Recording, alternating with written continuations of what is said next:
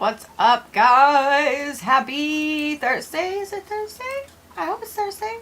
I hope it's Thursday. Is it Thursday? Wait, yes. Friday? Yes, it's Thursday. I had to really look for a minute. All right, well, here we go. Back with some more magical placements. I'm excited. I've been completely enjoying doing these. I will say that if you guys want to get on for next week's events, I have already scheduled a couple of things for next week. On the 10th, which is Tuesday, I have birth charts. So if you didn't get one of the birth charts or just what do you need to know, those will be done on the 10th. And then on the 11th and 12th, which is Wednesday and Thursday, I will be doing karmic placement astrology. There are 20 tickets for each one of those days. I don't quite know yet what I'm going to do on Friday the 13th because it's the first Friday the 13th of the year. So I don't quite know yet. I feel like we got to do something special for that, but I don't know yet what that's going to be. I was trying to make up my mind, and I could not do it, so that's what happened right then. And that being said, those tickets are up. Don't forget that on the 14th, on Valentine's Day, come hang out with myself. And my mom Denise will actually be in town hanging out with us. But the ladies from the Doss House, Shauna and Danielle, will be here. They are bringing some dolls from the Doss House to my house for the wall of dolls over there. We're going to play dolls. We're going to play spooky haunted dolls. Shauna sent me a photo of the dolls that she's bringing. I was like, dude, that one on the end looks a little crankified. Like, that one is cranky. Shit. So, yeah, that one is cranky. But anyway. I already had that open. Hold on. I already had that open. Okay. On my list today first. Make sure I've got all of these. I hate that it won't let me just adjust by that. Lindsay is tomorrow. Miss Laura G, be first today. Have I pulled your chart, Laura? I feel like I have. Let's find out. I hope you guys have been having a good Thursday. There she is.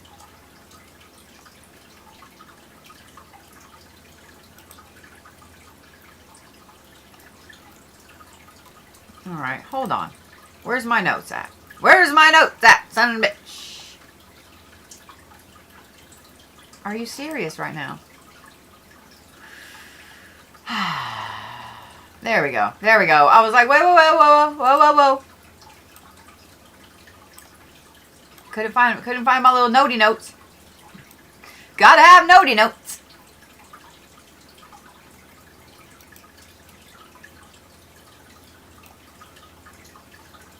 There we go. Oh, what did I miss over here? Hold on.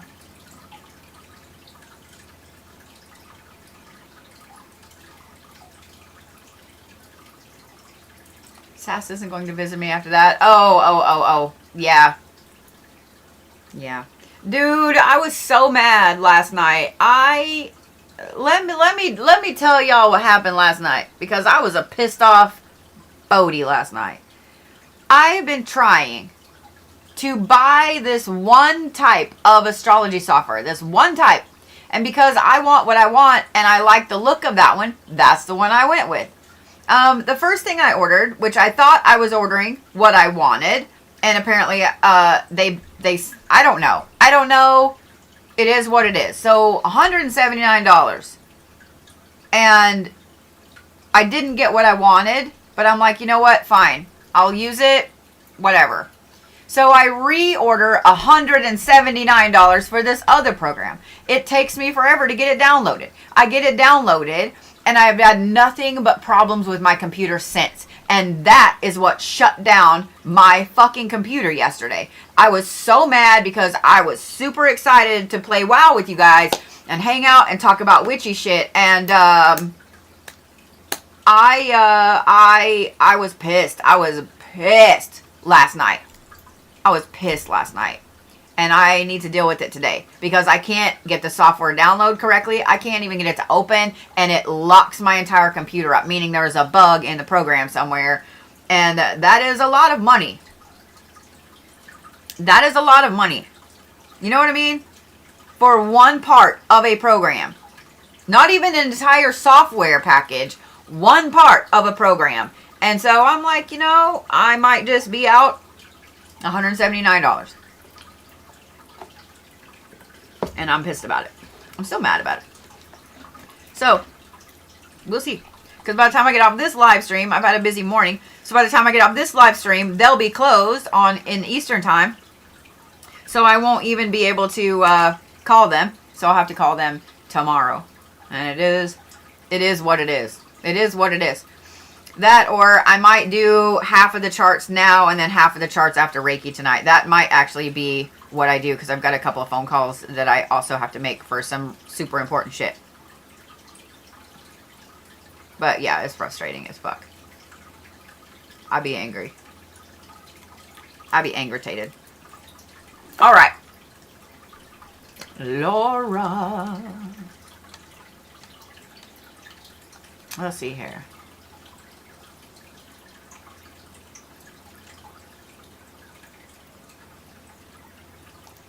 Scorpio, Capricorn moon,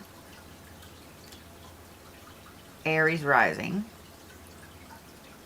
Neptune and Sagittarius. Interesting pattern in the middle. X marks the spot, and that's an interesting pointer right there. Yeah, very interesting things. Okay. The Neptune and Sagittarius, I'm looking at this because I'm like, this is really interesting. So Neptune and Sagittarius is, as we've talked about a lot over the last couple of days, prophetic vision. So clairvoyant. But the fact that it's in your 9th house, that's a very cosmic placement.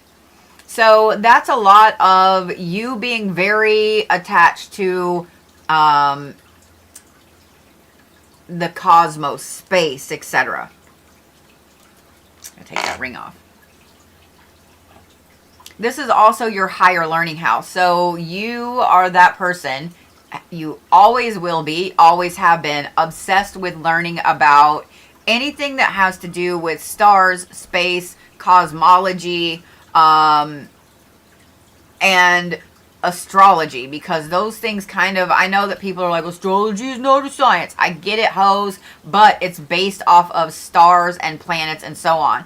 So it ties in with it. So you're really, really in tune with all of that. It's been an obsession of yours and will always be an obsession with yours. Okay, we don't want the Hecate. I need the Kali. Now that I find interesting. I just saw that your Pegasus is tied in with that, but we're going to look at that in a minute. So, of course, the last one I check. Your Kali placement. Your Kali placement is in Virgo, which is very precise power control. It's also that right there, that type of power control is like using a laser to do surgery. You know what I mean? That's not just a hacksaw. That's a laser. Like you can pinpoint accuracy with your control, with your power, your energy, etc. And then in the 6th house, that is service or healing. I guess we're going to talk about your Hecate next instead of Hades. We're going to talk about Hecate next because it's tied in with this. And that is in Capricorn, which is restricted hierarchy, like a hierarchical access to your own magic, which means you have it hereditarily. And it being in the 10th house is interesting because that's a very public gatekeeping role when it comes to liminal spaces, crossroads, magic of any type. I got the hiccups. I apologize. And we're looking at your Hades, which is in retrograde. It's in Gemini, which is mapping through shadow, mapping shadow through language and symbols. And then you have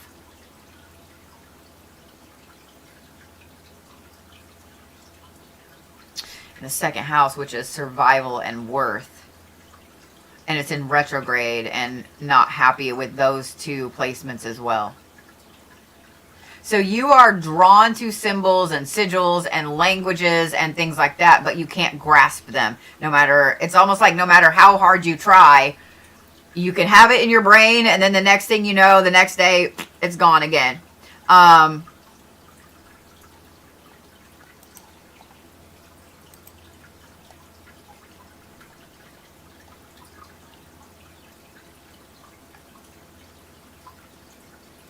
Pegasus in Cancer is a very tethered but emotional travel. And the fourth house is ancestral pathways.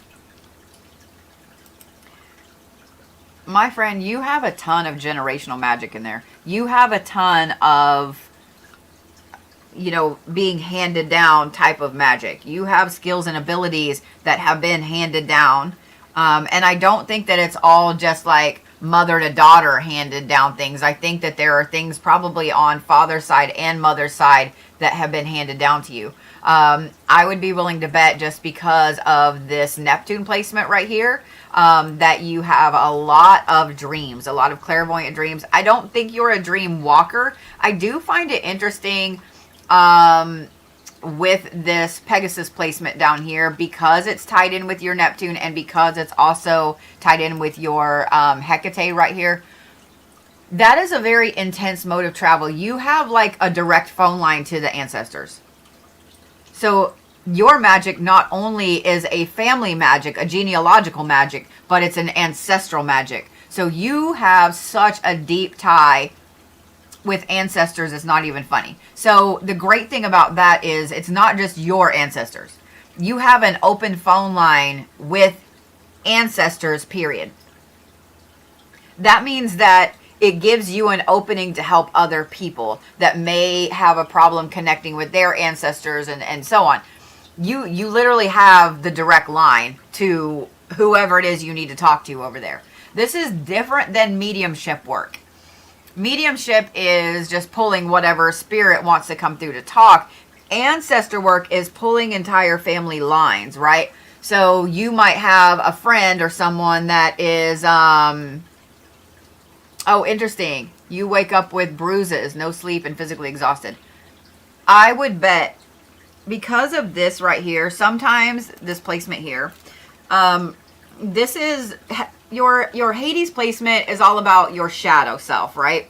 And so yours being in retrograde in that second house, that's about survival. Well, remember that I said it's in retrograde. This is something that you've always strived to do, is to be able to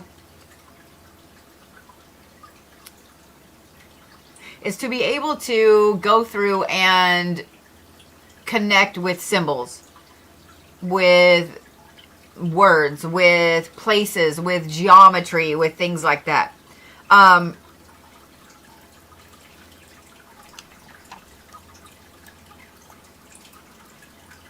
Okay.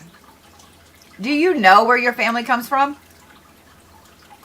Like, do you know what your heritage is? I don't think that you're ever going to be able, I mean, you might. Let me not say it that way. Let me start over. This retrograde placement right here, you're going to have a problem connecting through symbols and words and stuff like that. Imagery is going to be the best way possible. Someone brings you a photo, bam. Someone brings you an object, bam. Like, those are going to be the best ways. From Spain. Okay. I would really look at practices from there. That is exactly what I would do. I would look at ancestral practices from there. Those types of symbolatry with faces, with items, with temples, with churches, like things like that are going to resonate with you more, and that's where you're going to find that direct line ancestrally. Ancestral magic is really interesting because, and we're going to talk about connecting to ancestors, and then we'll talk about the other side, right? Of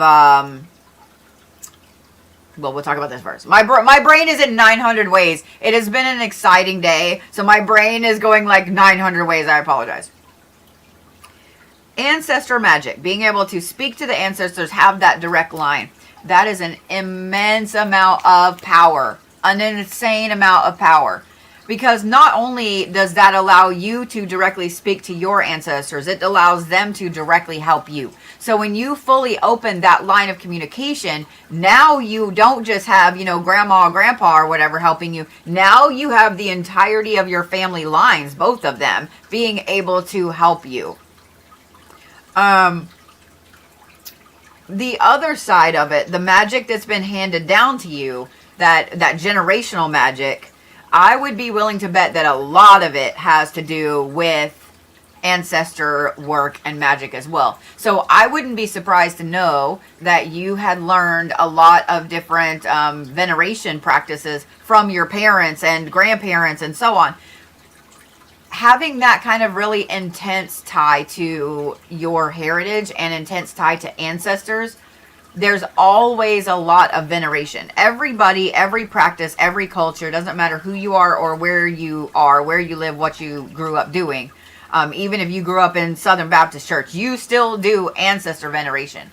If you have photos of anybody in your house, alive or gone, that's ancestor veneration, having a picture of them up. If you have a shelf that's dedicated to grandpa's time in the army, that's ancestor veneration. If you make grandma's chicken soup every time someone is sick, that's ancestor veneration. People don't realize, like, those things that keep ancestors alive and keep those traditions, going down to your kids and their kids and their kids, that's ancestor veneration.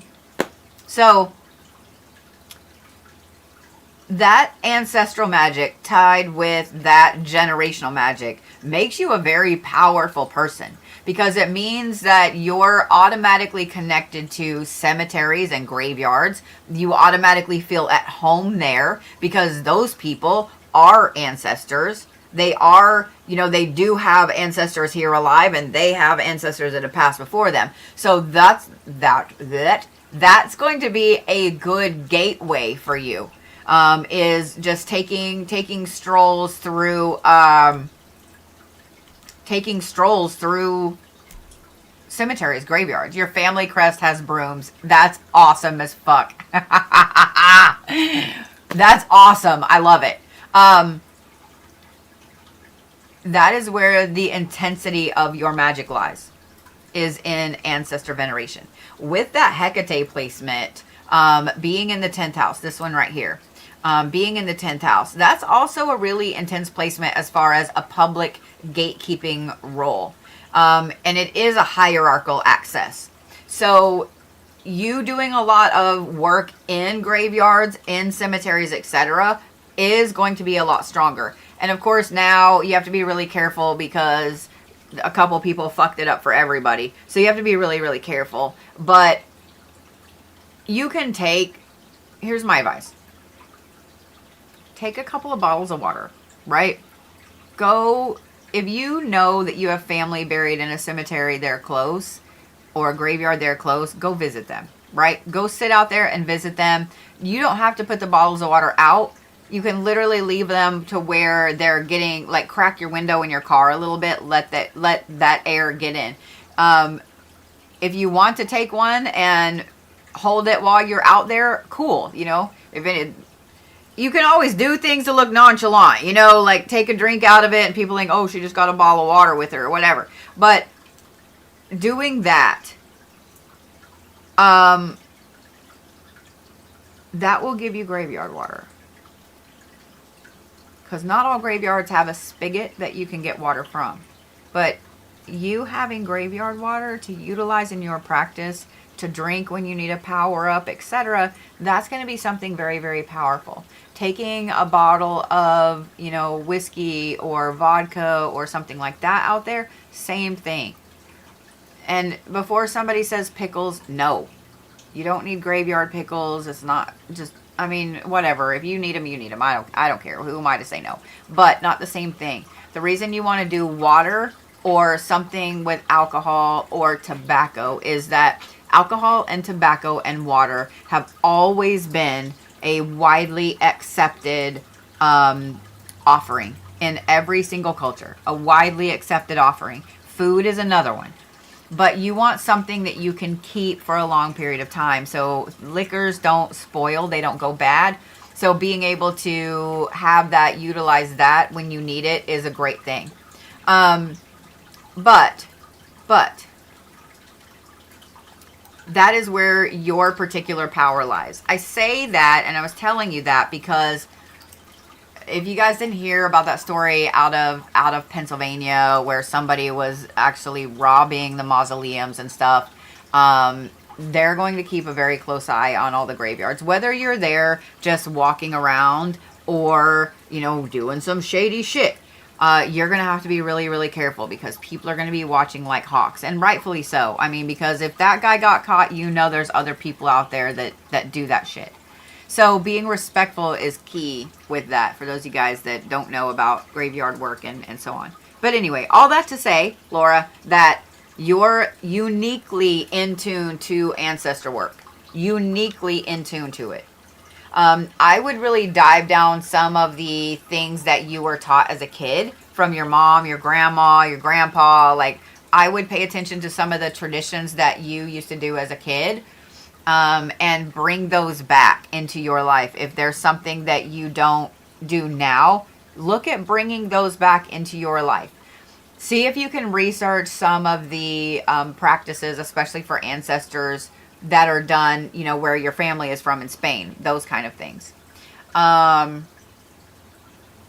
You got called to the mausoleums in New Orleans and just wanted to stay there. Yeah, I understand that feeling a lot. I'm going to sneeze.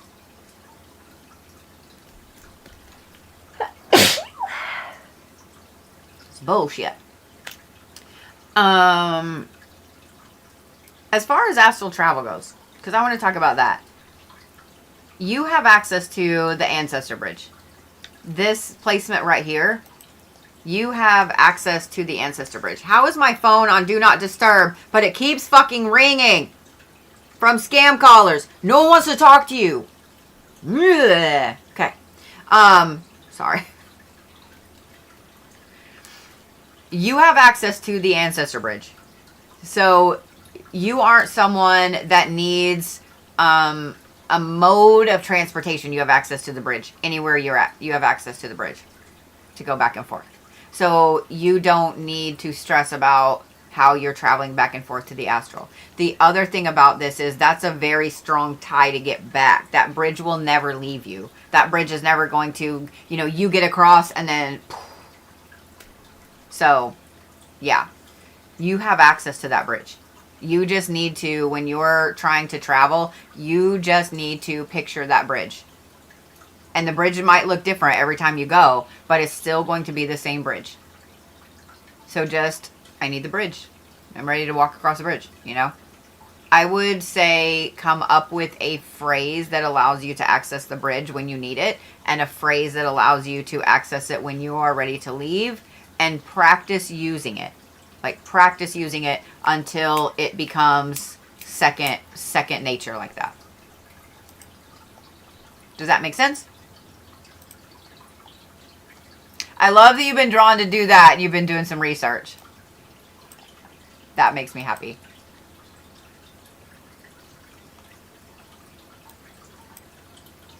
Why are you doing what you're doing right now?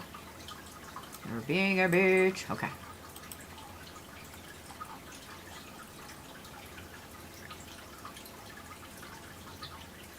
Let's see, y'all. I hate that this has got everything all jacked up on Mountain Dew over here.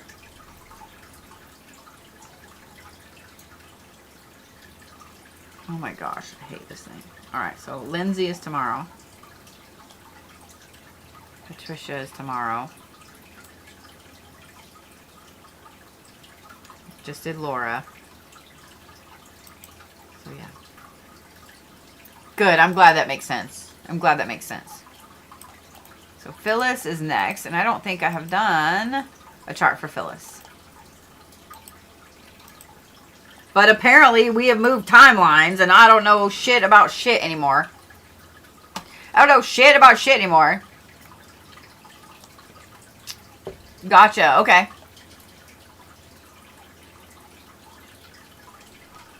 That's going to be very powerful types of magic for you, my friend. And I love that those are already the things that you're working on.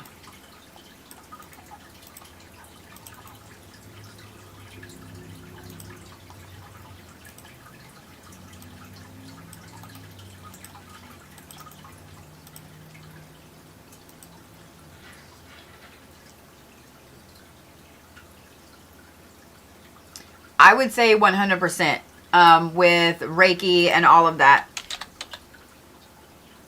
Hold on just a minute. There we go. As long as you call on ancestral aspects,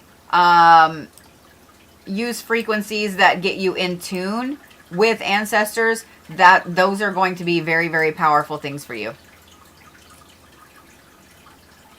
Those are going to be very, very powerful things for you, Laura. But with that, that placement I talked about in your sixth house over there, that there was a Virgo placement you had that was like super precision energy. That's going to serve you really well as a Reiki master, because that allows you to ensure that that energy goes, like, let's say that where my ring sits is a pain that somebody is having. And if you have your hand here, that means you can precision hit that spot instead of just getting all of it. Does that make sense? I mean, not that you wouldn't get all of it, but you can precision hit a one little spot to fix that with somebody. So that's an amazing aspect. That's an amazing aspect. That gives you full and total control over your energy. Your Kali placement being in Virgo like that. That gives you full control over your energy and where you send it. There we go. Words are not my friend today. Words are not my friend today.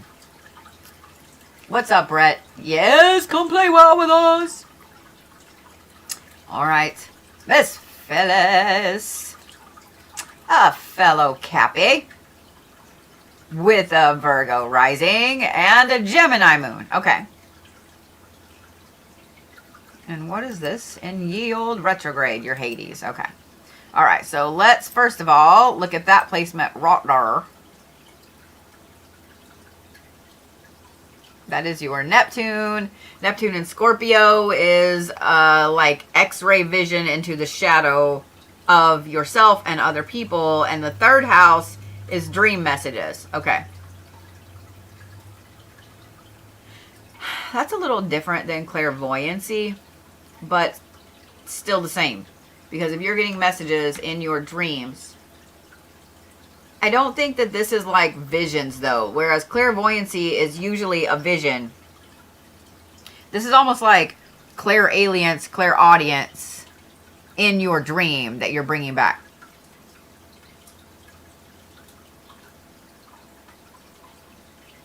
Okay.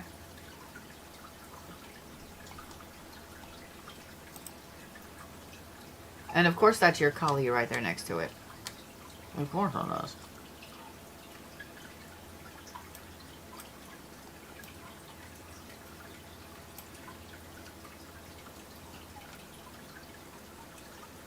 I see your comment over there. You can visualize the inside of a body and the pain and actually direct my energy there. So see, you've already been playing with it. You've already been playing with it. I love it.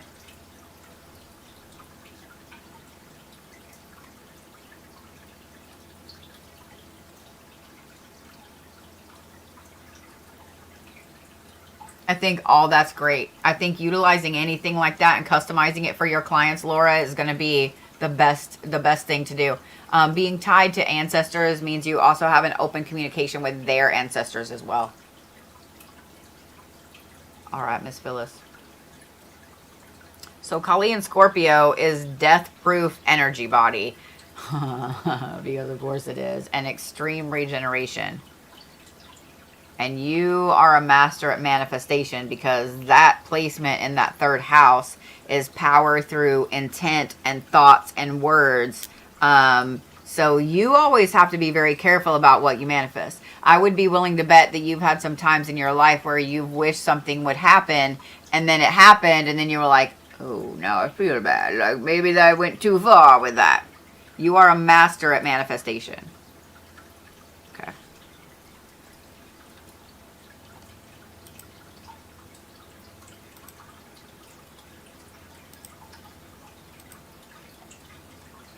Your Hades, that's the one I want to look at next.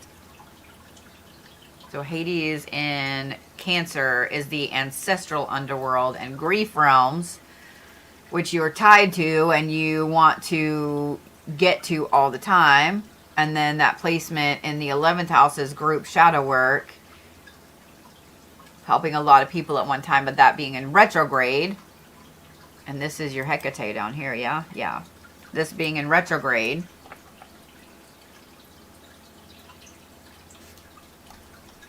So that means this one has to be your Pegasus.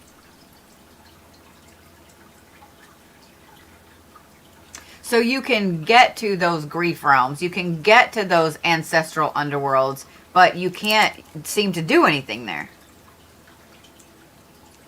I mean, that totally explains the, or not explains, but makes sense with this right here. That kind of super regenerative body. Hecate in Capricorn is a hierarchical axis, and in the 5th house is creative and ritual gates. And then your Pegasus in Aries, just barely in Aries, is a first responder placement and travels with others. All right, Miss Phyllis. You, mother, are what people would call a harbinger of death. You instinctively know when someone's about to pass away. Instinctively know. I would bet that you have a really hard time being around people. It's like your gift and ability is when you get around, maybe let's say that you're around your grandmother 3 or 4 times a week, right? Like always around, hanging out, saying hi, visiting, etc. And then one day you just don't want to. You don't know why. You just don't want to.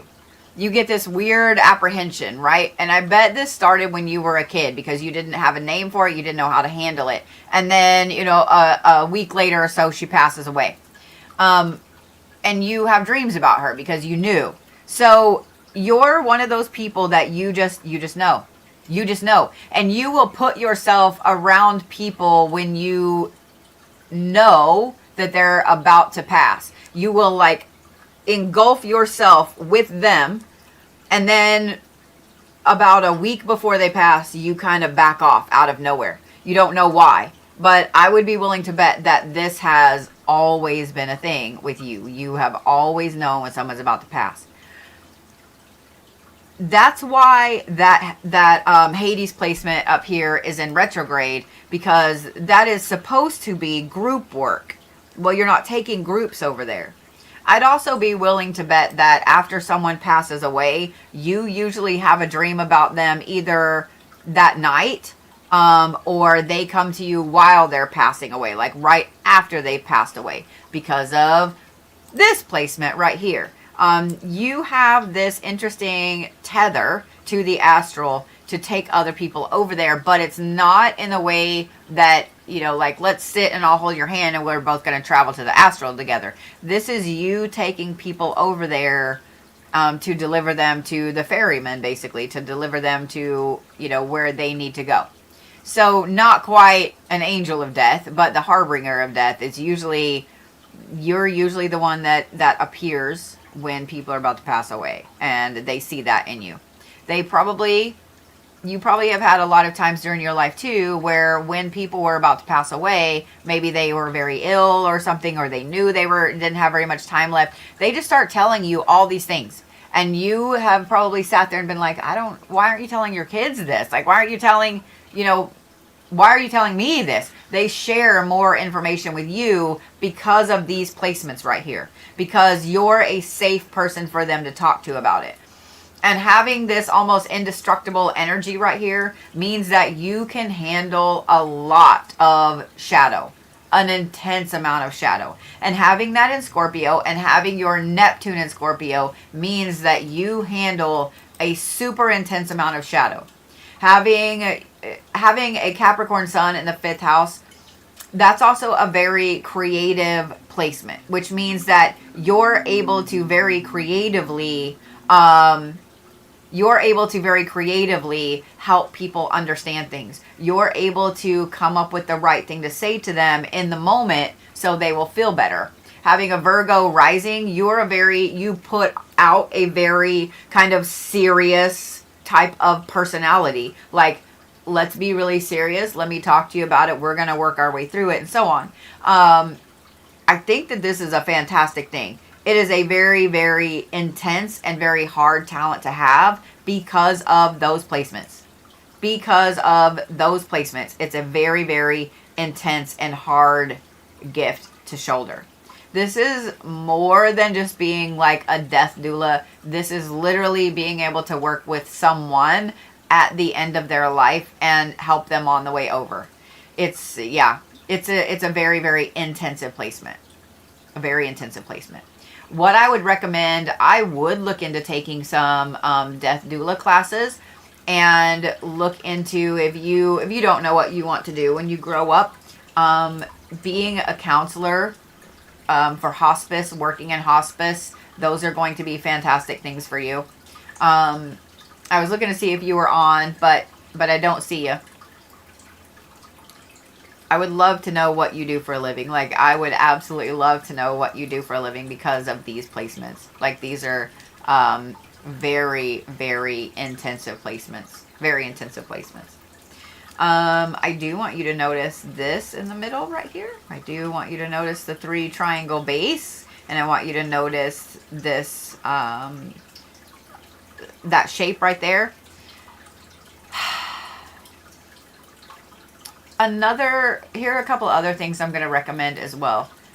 When you have these dreams after somebody has passed and they come to you in their dreams, you need to make sure that you're recording every bit of that. Like, whether it's a voice recording when you wake up, or you are one of those people that can remember it all till you write it down, you need to have those things written down, recorded, etc. Because some of the things that you remember, some of the things they tell you, those aren't for you. They might be for, family or whoever.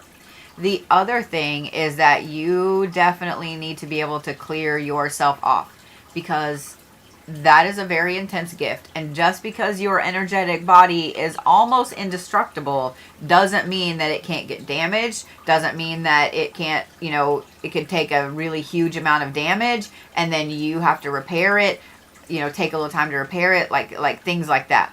So you want to make sure that you're clearing that stuff off. Also with, oh, hello, Angel. Thank you. I hope the UK is great over there. One of the things also is, just because your energy body is almost indestructible doesn't mean that it doesn't get dirty. So you have to clean it. Everybody's energy will stick to you. Whether you just talk to them on the phone, whether you're visiting with them in person, whether you're talking to them over text, it doesn't matter. Energy is energy and it travels. And so you have to clean that off. You have to clean that off. You're going to have dust and dirt and mud from other people. And if you don't clean that off, it's going to end up being a caked layer of mud.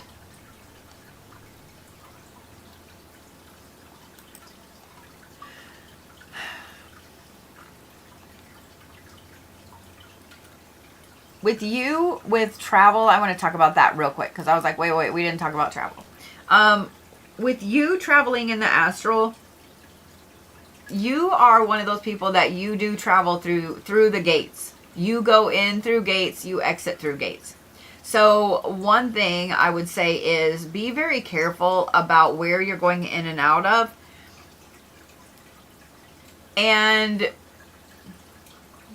learn how to use those back gates. Learn how to use the back gates, because sometimes you can't get in through the other gates. Maybe they're too crowded, or maybe, you know, there's something there that doesn't want to let you in or whatever. So you need to learn how to see and how to get in through the back gates, because those are the ones that are going to always allow you in safely. So make sure that you have stuff beside your bed that's going to help you kind of clear and just clean that energy out. And then make sure that you have a tether. You need a tether. Let somebody know when you're going to travel on purpose. And you need to be traveling on purpose just to be able to play with these gates and so on. But you need a tether. And a tether doesn't have to be super intense or super important or some big expensive item you buy. It can literally be a stuffed animal. It can literally be a little piece of jewelry that you lay on your side table that you never wear. Like, whatever it is. Whatever it is.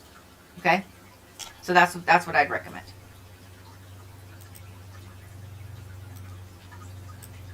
All right, so that was Miss Phyllis.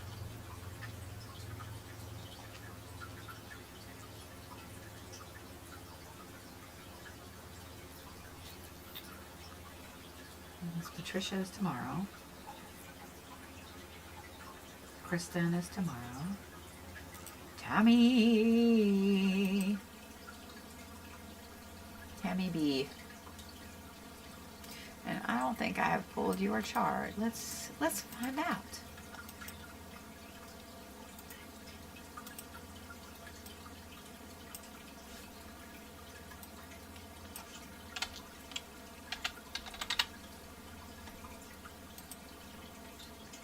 Nope.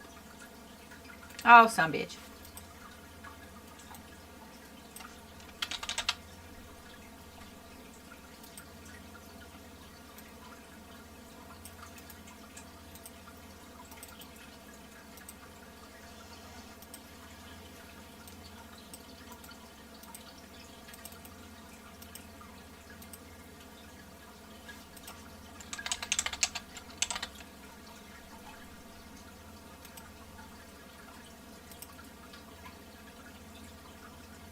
Okay, here we go.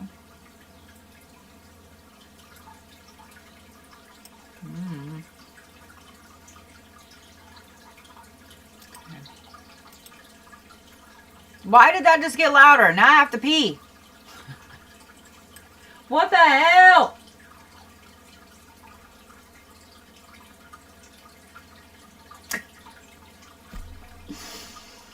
There's the Tammy. Like, which drink do I want to drink out of?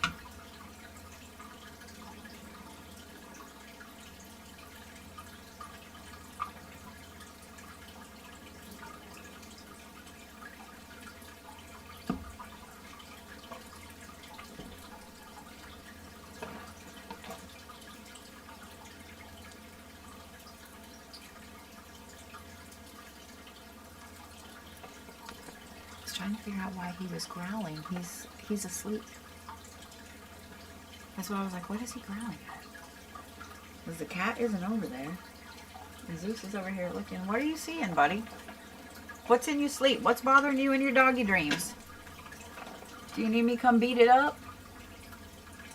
Like he is sacked out asleep.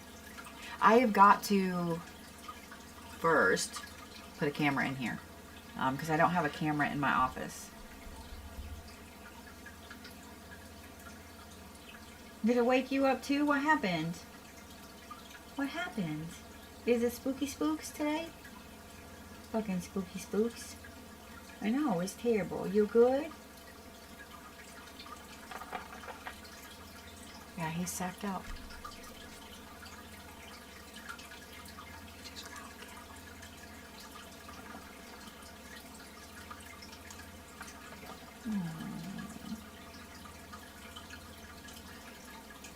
Hey Jen, yes, this is the Black Horse Astrology on my page. This is the magical placements, and next week I will be doing karmic issues, like what karmic ties you have and so on. Yeah, so okay. So let's do Tammy. That sounded really creepy. Sorry, Tammy. All right. So Virgo, Cancer rising, Scorpio moon. So you are an over-emotional Virgo. Noted. This is also a lot of lines. A lot of lines right here.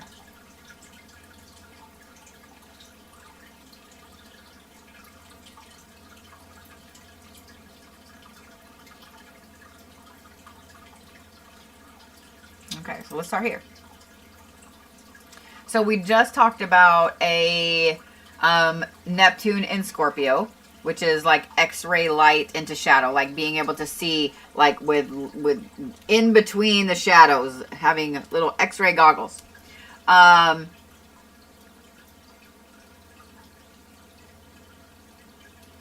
creative prophecy. I find it interesting that your Neptune is tied in with all the other placements we're going to look at. Kali, Hades. There's your travel. So the only thing that it's not tied in with is your Hecate. Okay, interesting. I just find that really interesting. Like when I click on this and I see that out of the 4 asteroids that I'm looking at in this reading, it's tied in with 3. So you have a lot of intense magic in not only the shadow aspects. Hang on, let's look at this, because I'm actually going to look at your Hecate first before I start going into Hades and all of that. So Hecate in Virgo is ritual precision, very controlled access. And that 4th house is home, land, ancestor gates. You are a portal master.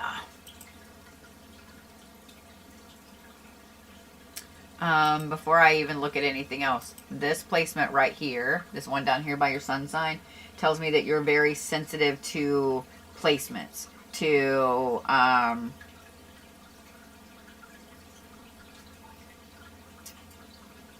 portals, to energy, to ley lines, to any place that has a high amount of energy. You are super sensitive to it. And it either is going to, because of that Neptune placement, I'm kind of glad that your Neptune placement right here is not tied into your Hecate placement. We're going to look at the rest of them in a minute. But if it was, then that's a lot of shadow, like seeing shadow in a lot of it. You're Kali.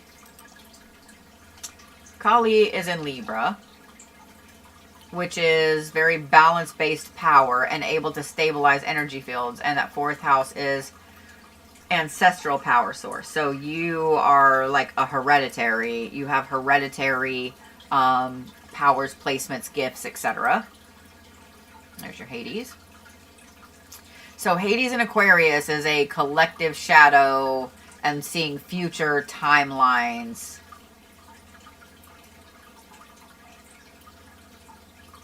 In the 8th house, which is death realm access. But that's in retrograde, meaning that you have a problem getting to it.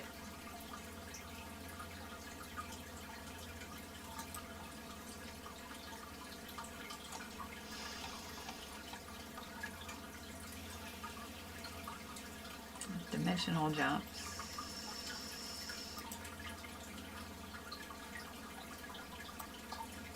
Okay, that is in the 8th house. I just wanted to make sure, like, it's hard to see. That's right there on the fucking line. So the 8th house is death realm navigation. So you are naturally attuned to the lower realms of the astral, but you can't get into them. That's frustrating as fuck. So here's how you go around that. So here's how you go around that. Let me tell you the cheat sheets. Here's how you go around it. Where's my squishy thing? I need something to mess with. Okay. So you are naturally attuned to all of the lower realms in the astral. You have a very balanced energy base. You have both your Hades right here and your Pegasus right there are naturally attuned with this, which is your, words are not my friend, fucking Neptune. I'm like, son of a bitch! Words are not my friend today. You are naturally attuned to deal with shadow. You're naturally attuned to deal with fixing it, basically. But you can't get over there because you're stuck. There's a reason. There's a reason. I would be willing to bet that you were not born on your due date. I would be willing to bet that your mom had you either really early or really late, because if you were born on the day that you were supposed to be born on, one of those probably would not have been in retrograde. You're being kept out of there because of the amount of shadow power that you hold. And it's not so much you are in the shadow. It's not that you are a shadow. It's that you hold a warrior position because of this mark right here. Because of this placement in Libra. This is your Kundalini energy. This is you, your energy, who you are, etc. So you are a natural balance over there. So if shadow gets too much, you go over there and kind of, you know, x-ray through, obliterate some things that don't need to be there, and bam, it's back in balance. You are a natural balance over there. This is why when you go into buildings, into places, people's homes, etc., and the energy feels off, usually you just being there for a little bit, everybody feels better. Everybody feels better. The place feels more calm and clear, and it's nothing you did aside from being there. From being there. I would be willing to bet that throughout your entire life, you have always had people that say, oh, I just feel safe with you. I feel safe with you. Your house feels so safe. Your office feels safe. Like, they just feel safe with you. It's because of your Kali placement right there, because of that energy placement. You have a very balanced energy, and you see through all the shadow shit. You see through all of those things. So think about it. Why would the shadow realms want you in there if you naturally can obliterate, like, it would be like if the mosquito population got too big. The mosquitoes obviously don't want you to come and eradicate them because they're happy being a lot of mosquitoes, right? But if you can just go someplace and be like, oh yeah, all of those need to go, and all of those need to go, and all of those need to go, gone. Obviously, everybody, you know, all the humans people would like you to eradicate the mosquitoes, but they don't want you to, so they're going to keep you out. That's the description I'm going to use. Because, like, you walk into a place and the nasties know what you are and they leave. This is probably why if you try to go paranormal investigating, you're not going to get a lot of stuff. You're going to get stuff from you were born during a hurricane. Interesting. Absolutely could be because you were born during a hurricane. When you go to paranormal locations, you're not going to get as much evidence as other people because the negative things there are not going to interact with you because they don't want to ping your interest. Because if they ping your interest and they make you mad, you know what I mean? Like, you're going to eradicate them. Now, can they come back afterwards? Of course. But you're going to get children coming through to talk to you, grandparents. Like, you're going to get people that need a safe person to speak to coming through in a paranormal location. The other thing I want to point out is because your moon is also in that 5th house, your moon and your Neptune right there together, and that's those Scorpio placements. You have a very intensive creative streak. So this is how I'm going to tell you to get around the outside of those gates, okay? So where you're being kept out up here, where you're being kept out of the shadow realm, girl, draw yourself a damn gate. Draw yourself a gate. You have a really intense Neptune placement right here. And notice that it's square with both of those. See that little square in the middle? Notice that. Draw yourself a gate and walk through it. It's that easy. You want to go to the shadow realms? You want to go see what you see over there? You want to travel and do those things in the astral? Draw yourself a gate. I'm just saying. Draw yourself a gate.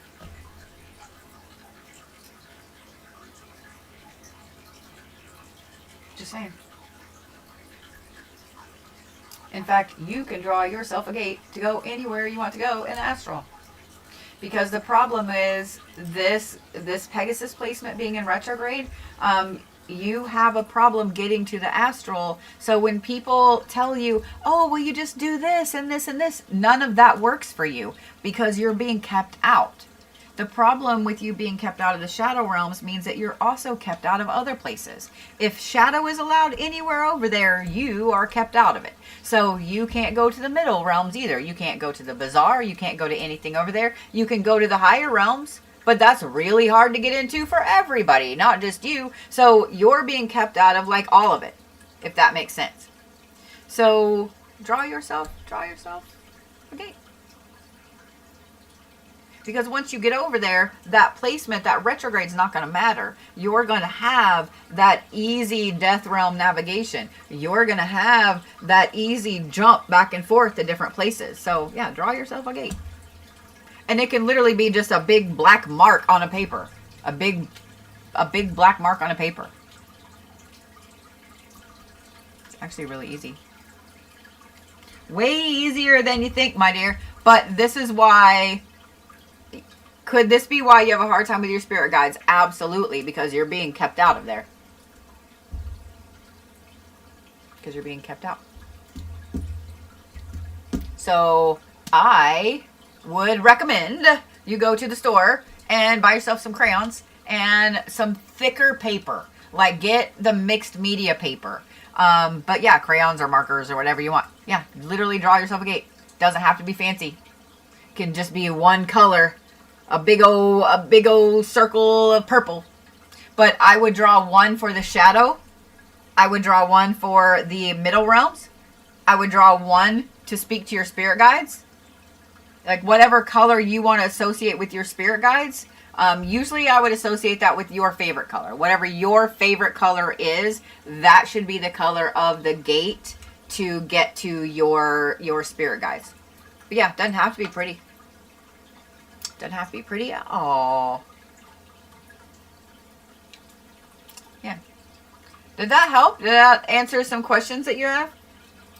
I do want to touch back on your Hecate real quick. Like, that's ancestral magic, dude. I would be willing to bet that you had grandma, aunt, uncle, second brothers, cousins, parakeet. All of them could, had intense gifts as far as... knowing when family was sick, really intense, like ancestral connections to each other. I would also bet that just knowing that seer aspect. Oh my God, yes. Yep. You got it, girl. You got it, Miss Tammy. So that's a hereditary magic right there.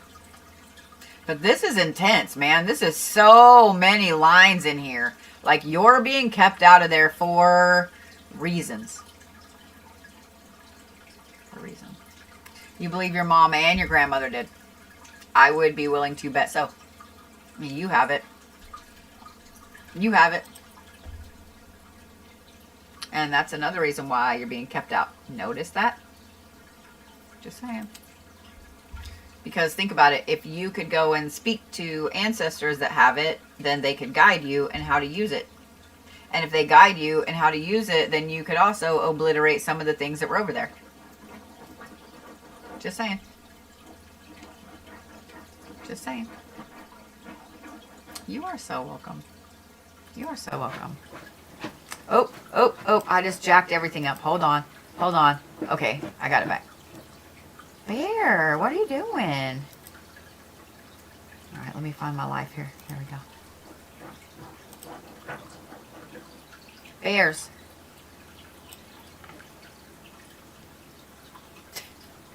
He woke up and started digging in the chair. I'm like, don't dig in my blue chairs. Don't dig in my blue chairs. My phone is blowing up.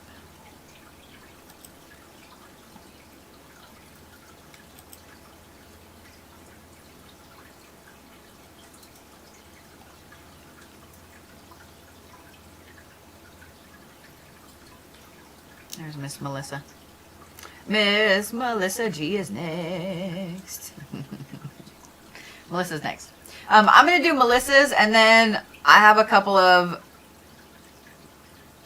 pressing things that I need to deal with.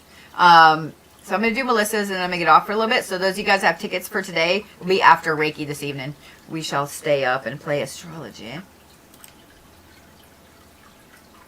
And I can tell you who's on my list for tonight here in just a second. There will be 10 of you. All right, Miss Melissa. I pulled your chart. I don't know that I have.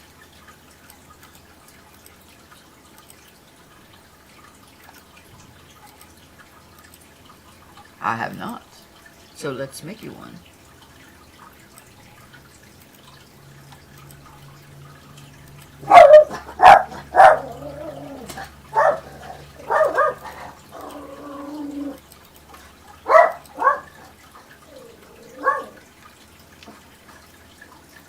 I think something is being delivered to my house because I heard a car door.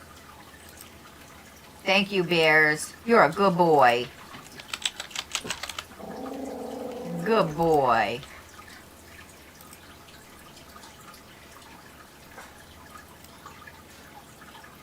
Y'all ever see the movie Dude, Where's My Car? Bear looks like Jackal from Dude, Where's My Car, mixed with Sir Digimus from Labyrinth. So if you mix those two dogs together, here, I'll show you. I'll show you.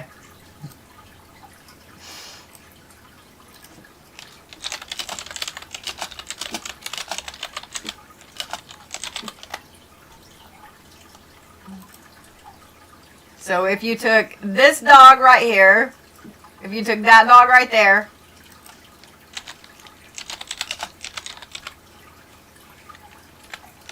and mixed him with this dog right here, this is my dog. He even has the long Fu Manchus. He has the overbite like that. Like, this is my dog right here. So imagine that barking at the door. That's him right there. Oh my God, I need that. Okay, we're not gonna do that. But that's Bear Bears. That's Bear Bears. That's Bear Bears. Y'all, Sass has never seen Dude, Where's My Car? And it hit me in the hearty heart when she said she's never seen it. I was like, ma'am. I saw Sylvie in here. Zeus is good. He doesn't seem to give a shit. He doesn't seem to give a shit. So Zeus has had a little, I don't know, it looks like a little hematoma, blood blister thingy. I don't know. It started off like 10 years ago, 12 years ago, as a little P on the side of his ribs. And it would get bigger and it would go away. And it would always stay about the size of a pea. But in the last, 5 years, it's gotten, it's grown a little bit. But the other day, I had to call Sylvie in a panic because, poor Sylvie. I was like, oh my God, I had to call Sylvie in a panic because he went to go outside and was just like nonchalantly outside and then turned around and his whole leg was covered in blood. And I freaked out because he old. He old and I loves him. He old. So yeah. But he's good today.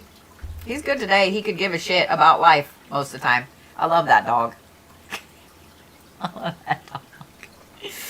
Most of my dogs, well, not most of my dogs, both my dogs. Why did I say most of my dogs? Both of my dogs are 15. Well, Bear will be 15 later this year. Zeus is almost 15, so they's getting up there. I know for a Chihuahua, that's getting a little older, that Chihuahuas can live to be anywhere from, like 18 to 20. And that fucker in there is spoiled as shit. Like, he now gets chicken every day, like handmade chicken for his eating pleasure. But Bear, since he's a mixed breed, he's Chihuahua and Chinese crested, we don't know, and so I don't know. I know I'm on borrowed time with both of them, and I know I'm on borrowed time with Bear, and I take every moment that I can get because Bear is the one that got attacked a few years ago, and my kids and I had to pull the other dog off of him, and yeah, so I know I appreciate every moment I have with these dogs, so yeah. But he's usually not a barker, so when he growls, I'm like, And then we have Vlad, who just came and laid on my feet, who will be 2 beginning of March? No.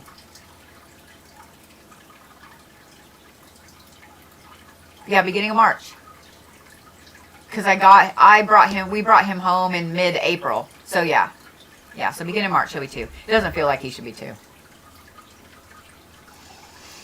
So, I love my Chihuahua, Karina. I'm not gonna lie. I never had a tiny dog until him, and I see why. Like, I totally see why people get way more attached to tiny dogs. Not that big dogs aren't great, because I always had big dogs, and it breaks your heart when you lose them too.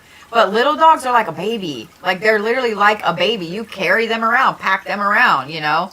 Oh, a lot of you guys have older babies. Aww. Aww. Aww. What's up, Mr. Dome? Yeah, I absolutely love tiny dogs. I do. I would totally get another Chihuahua. Maybe not for a little while, but anyway. All right. Let me do this.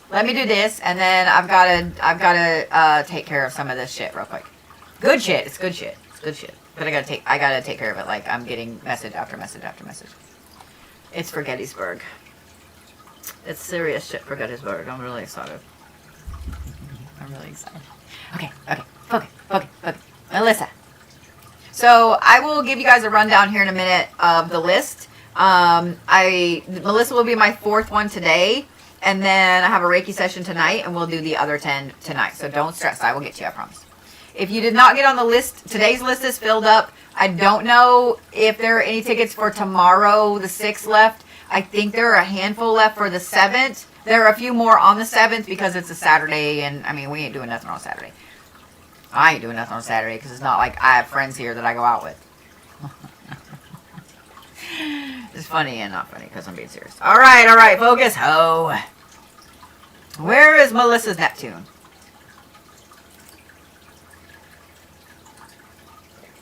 Third house. Okay.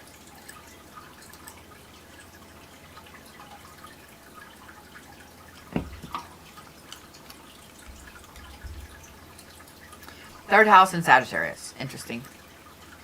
Okay. So Sagittarius is prophetic vision.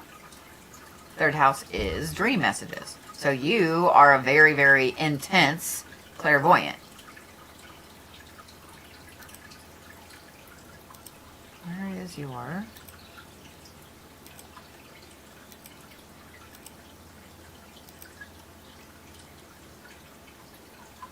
I want to look at your Pegasus real quick. Usually I do that last, but I want to look at it real quick because this is shadow gliding. It's in Scorpio. Is that 2nd house or 1st house? 2nd house. Okay. Strong return cord. Dude. You are able to go from the dream realm to the astral and back. Where that most people don't do that.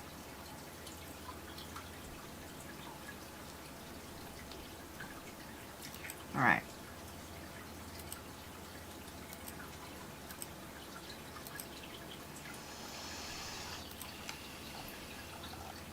I gotta quit wrinkling my forehead so hard. It's like, eh. All right. So your Kali is in the 2nd house there. No, it's not. It's in the 1st house. Why did I think that? Oh, because I just clicked on that. In the 2nd house. 1st house. Words are not your friend. Fucking 1st house, ho. Scorpio, which is death-proof energy. Like extreme regeneration.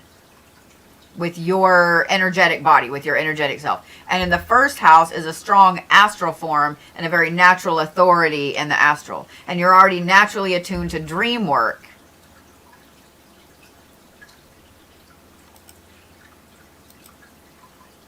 Hecate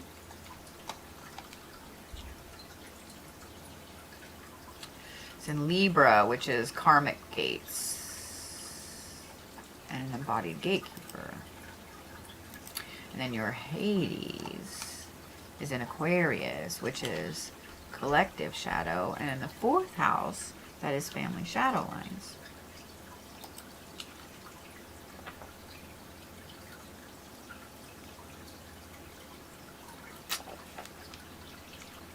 Ma'am.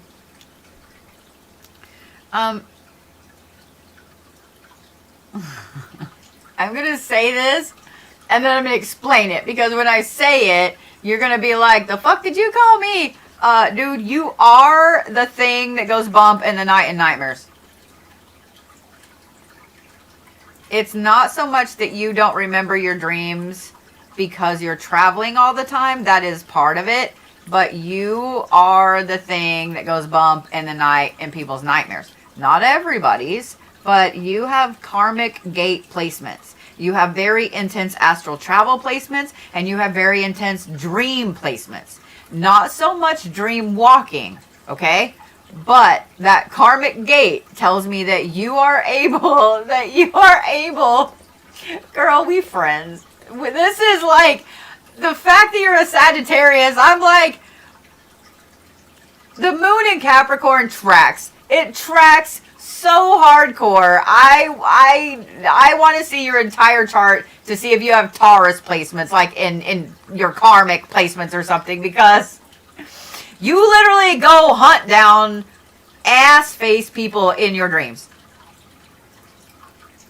You are able to turn yourself into something in their nightmares and fuck with them.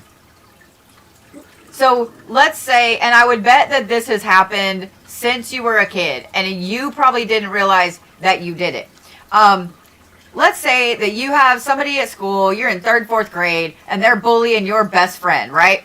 Okay, so you go home and you're talking to your best friend on the phone before you go to bed, and she's like, well, I don't want to go to school tomorrow because, you know, what if she's mean to me again? She said she's going to fight me and stuff.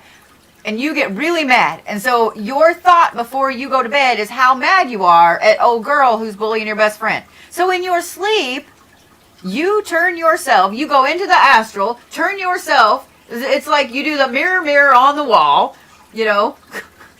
How do I make this bully fall? You turn yourself into whatever the bully is afraid of, and you go into the bully's dream, and then suddenly bully either doesn't talk to your friend tomorrow or is sick. This is what you do. This is what you do. That karmic gate placement, like I'm over here giggling hardcore. I'm trying not to sound super crazy explaining this, and trying not to giggle like the crazy evil giggle, but this is fucking funny, dude. That's an epic fucking talent. You need to learn to control this. Because I guarantee you, everybody in the chats watching this has a list of people that you could go visit. What's great about it is, I don't think you do it. Okay, first of all, this is not the great part, but I don't think you do it every night. I think maybe when you're really intensely upset with something, right? You go to bed focused on somebody that pissed your kid off at work or something, you know, and then the next day your kid calls you and is like, man, you know, they came to work they had stubbed their toe, broke their toe, and then they broke their pinky at work and they had to leave, and, you know, things like that. And you're like, good. Or the person at work comes to work and is telling them about being chased by some evil witch in a dream or some shit, you know, like things like that. You don't know how to control it. And yes, this is a talent. Yes, this is a talent. Y'all have no idea the amounts of spiritual talents that are out there. You have no idea. But this one right here is really intense. And see this? How it kind of looks like something doing this? Like a cup? Like a Venus flytrap? Do you see? Miss Melissa. You are able to be the nightmare thing in other people's dreams. This is why you wake up exhausted. This is why you wake up with bruises. It's not because you're traveling and getting in a fight over there. It's because you're bullying people that are pieces of shit. It's because of that. It's because of that. I am here for this. Girl, I am here for this. Black tourmaline beside your bed. Help you soak up any negativity you bring back with you. Smoky quartz beside your bed will do the same thing. Dalmatian jasper is going to be your friend. That means nobody can track you, follow you back. Sharp piece of amethyst is good beside your bed too. Sharp piece of obsidian, good beside your bed too. Rainbow obsidian, especially if you can find a raw piece of rainbow obsidian. Chef's kiss. Having your own protections to kind of cut that astral tie and tether means that somebody can't trace it back to you, if that makes sense. Not that they really can anyway, because you go from dream to astral, places in the astral, other dream, astral, like you just hop back and forth with all of these things, dude. But the fact that you have that unlimited, where is it? Hold please, right there. The fact that you have this Kali placement in your first house, dude, that's an intense ass amount of energy. That's an intense ass amount of energy. That is like a natural authority, a strong body, a strong astral body, and that is like extreme regeneration. So I'd be willing to bet you wake up with a bruise after a dream, a travel, whatever you want to call it, after stalking somebody in their nightmares. You wake up with a bruise or whatever, and by that evening it's gone. You go to show your significant other or friend or something like, oh my God, I woke up with this bruise, look, and the bruise is gone, because you have this extreme energy regeneration. This is also why you are, it's not that you're not susceptible to energy vampires, but they don't bother you like other people. In fact, they don't like to siphon off of you because of that right there. You are a unique type of energy well that's almost impervious to energy vampires. Like I said, doesn't mean that they don't drain you like they do other people, but it would be like, okay, let's say that they're drinking, you know, I don't know, what's something great to drink? They're drinking, you know, I like chai, so we're going to go with that. They're drinking like a chai milk tea with all the good boba, you know, out of the normal people that they suck energy from, right? You are antifreeze. Your energy is antifreeze. So they're over here like, nom, nom, nom on everybody else, and they come to you and they're like, huh, oh no, and so like they back off really quickly. And that makes you very powerful in dreams, in the astral, and in life, because it means energy vampires, they don't want to fuck with you. So people that bother other people, they're like, oh God, here comes, you know, at work, like, oh, here comes Shelly. She's going to tell us about all the negative shit in her life until, like, I just can't handle it. And they run away and leave you there to deal with Shelly. Shelly comes up and is like, oh, you know, where did they go? Like, she didn't want to talk to you.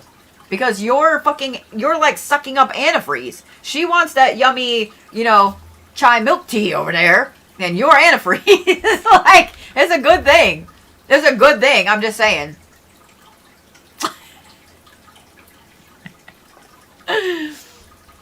Girl, ma'am. This is funny. You're a very interesting person when it comes to your magic and in the astral. I think that's fucking hilarious, dude. I think that's absolutely hilarious as fuck.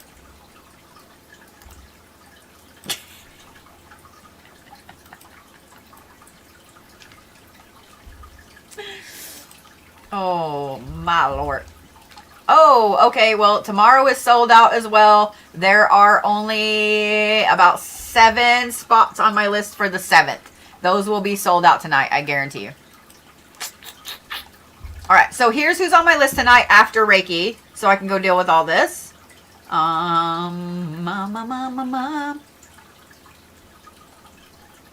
Tiffany D will be first on my list tonight. Then June B. Then Amanda B.